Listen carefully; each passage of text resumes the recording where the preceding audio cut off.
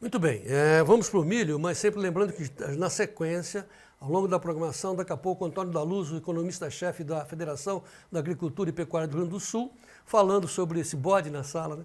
É claro que, né, o Fernando Haddad enganou o Vlamir e juntamente com o Antônio da Luz, né? Porque são pessoas ingênuas, nunca viram isso, né? Nunca viram essa história de bode, é novidade e tal. E o Antônio da Luz vai falar desse outro engodo chamado Plano Safra. E os produtores que estão lá nas estradas não vão ter direito ao Plano Safra porque não vão conseguir pagar a dívida. Entendeu? Entendeu? É o governo do amor. Legal isso.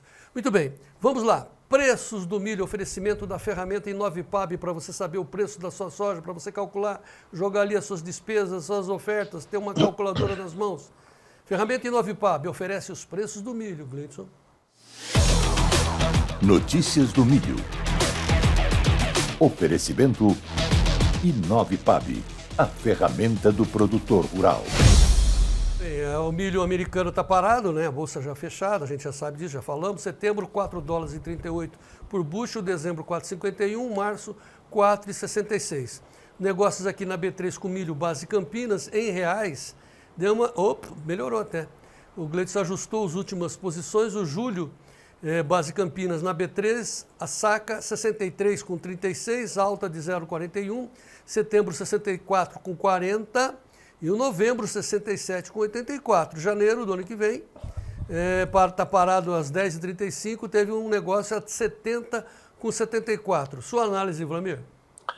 Olha, João, hoje a B3 está se apegando um pouquinho ao dólar, né? O dólar em alta ele reflete a formação de preço da B3, porque nós temos a exportação, né, esse ano, que eu acredito que com essa super safrinha que vai sair dos campos, nós temos fôlego para ir a perto de 40 milhões de toneladas de milho embarcados da exportação.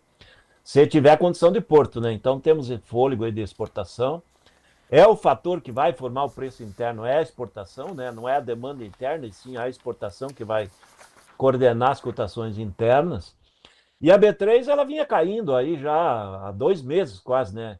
Ela trabalhou, lembra, novembro era R$ 80, o setembro era 75, 76, e veio caindo. Aparentemente agora já está muito perto do fundo do poço, né? Então, de agora em diante, o espaço de queda já é menor, já tem um pouco espaço, e ela vai dependendo aí muito do que liquidar a exportação. Por isso que a B3 aí hoje levemente positivo, porque o único fator formador de cotação hoje que nós temos é dólar, né? Dólar em alta ajuda a B3 aí nesse início de colheita de milho. Está começando a colher no Mato Grosso, começando a colher no Paraná, e aí nas próximas semanas nós vamos ver a colheita ganhar ritmo, né? Então, esse é o quadro. Tem que lembrar aí que o Coutinho falou que tem risco de geada aí no oeste do Paraná até o sul do Mato Grosso do Sul, nesses próximos dias. Ainda pode pegar alguma lavoura, assim, mais tardia, né? Mas nós já estamos fechando o mês de maio, né? É normal que no final de maio a maioria das lavouras já esteja na fase final do enchimento de grão, já na fase de maturação, né? Só aquelas que foram plantadas aí depois do início de março é que estão ainda na fase inicial do enchimento de grão ou enchendo o grão, que aí poderia afetar essa lavoura se for uma geada forte, né? Se for uma geada leve, afeta parcialmente. Mas no geral a safrinha ela vai confirmar um grande volume, né? Mesmo com geada ela não vai afetar grande coisa aí no volume ofertado. E lá em Chicago, João, a boa notícia é que se vier essas chuvas que vão estar previstas e a semana seguir com um excesso de umidade, nós vamos conseguir consolidar um 4,40 aí no setembro, aí, ou acima, talvez buscar talvez o 4,50 lá na B3 no setembro, lá na Boa Chicago. E os meses mais longos, o julho de 2026, do milho, ele já tem um ambiente para andar perto de 5 dólares. Isso é sinal positivo para a nossa safrinha brasileira de 2026. Aí sim, aí o milho a gente vai confirmando que tem um déficit de 30 milhões de toneladas nesse ano, e é bem provável que o próximo ano o USDA apontou um déficit de 10 milhões, mas eu acredito que o déficit vai passar de 15 milhões de toneladas também, e vai criar um ambiente favorável, né? O milho vai seguir favorável aí, com cotações atrativas, senão a pessoa não planta, né? Tem que ter lucro, senão não planta. E como está comendo mais do que está produzindo, o mercado tem que buscar valorização em cima do produtor, pagar mais para dar estímulo para ele conseguir produzir mais. Só que não está fácil produzir mais do que está consumindo, porque o consumo não para de crescer. A área de milho mundial ela não tem muito espaço para avançar. Nós temos espaço para avançar aqui no Brasil, ainda nos próximos anos, mas na maioria dos países não tem mais área para crescer em cima de milho, né? Então, ou o americano reduz mais a soja para crescer no milho, mas é por aí que vai e não tem muita mudança. É sinal de que o milho vai se valorizando aí e vai dando condição boa aí para o produtor aí para esses próximos anos. Então tá, dois esclarecimentos. Então, assim, agora sim, aquela previsão do USDA, daquele buraco de oferta e demanda de 29 milhões no milho, na sua concepção, o buraco pode aumentar?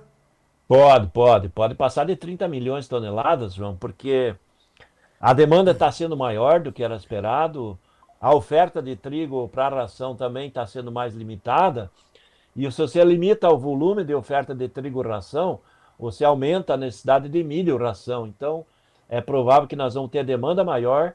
Tem a demanda de milho para etanol também, que vai ser maior do que está sendo apontado pelo USDA.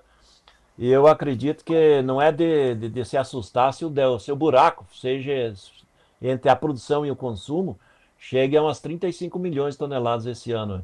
A mais consumidas do que está sendo produzido. Mais 6 bilhões no mínimo de buraco. Agora, o preço, então, você está vendo para julho do ano que vem, lá em Chicago, acima de 5, é isso que você falou? Ele tem ambiente para passar um pouco de 5, sim, João, isso é benéfico.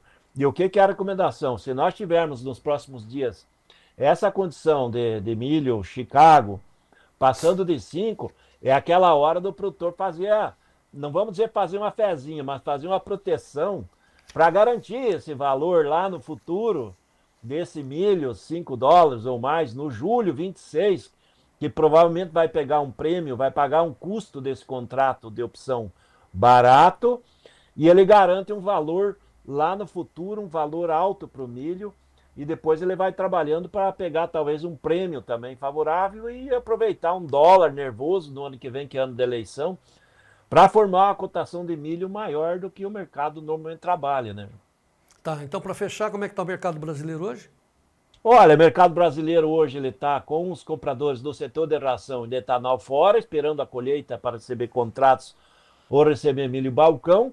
Os dois segmentos mais fortes estão retraídos, porque sabe que o produtor está precisando vender um pouco. Quem tem milho verão aí está vendendo milho verão para fazer dinheiro e pagar dívidas. Então tem oferta de milho. E o mercado de exportação hoje ele está na expectativa da volta de Chicago, mas nominalmente, aí no Porto me falaram de manhã que poderia girar na faixa de 68 no agosto, a níveis de 72 ali no novembro. Então essas posições de Porto exportação que estava sendo dado como chance hoje pela manhã. Muito bem, para fechar então, você vê um dia com feriado nos Estados Unidos, ó, um monte de informação, segunda-feira, resumo e recomendação ao produtor. Fica de olho no clima. Amanhã, se vier com chuvarada lá nos Estados Unidos, o mercado tem um ambiente muito favorável para crescer lá em Chicago. Muito bem. E o senhor viaja amanhã para a Bahia? Vamos lá, vamos passear. Ei, vai passear, tocar sanfona.